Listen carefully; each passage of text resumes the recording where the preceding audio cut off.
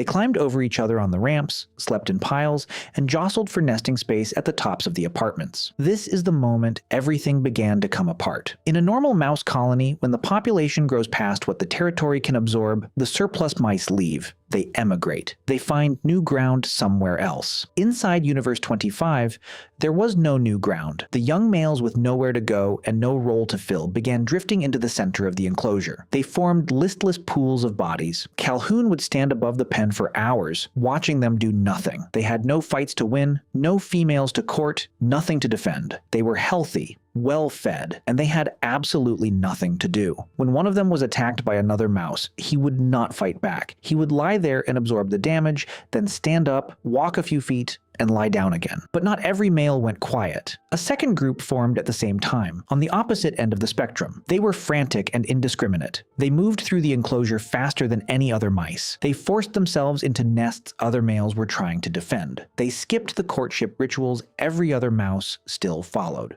They refused to be deterred even by violence from dominant males. And in the worst pockets of the colony, behaviors began to appear that no functioning mouse society had ever produced. The females responded with their own retreat. The ones who could not find a place in the social order climbed to the highest apartments and lived alone. They stopped interacting with males. They stopped reproducing. Calhoun also noticed something he called the behavioral sink. Even when food was equally available everywhere, the mice began crowding compulsively around a few specific feeders. They would not eat alone. The presence of other mice had become so wired into their feeding instinct that an empty feeder, no matter how full, was useless to them. The crowding got worse and worse around a handful of stations while the rest of the enclosure sat almost untouched. Then the mothers who were still trying to raise pups began to fail in a much darker way. Defending a nest in that environment took constant work. The males who had originally claimed territory grew exhausted from patrolling and stopped protecting their families. The mothers had to defend the nest themselves while still nursing. They turned on their own young. They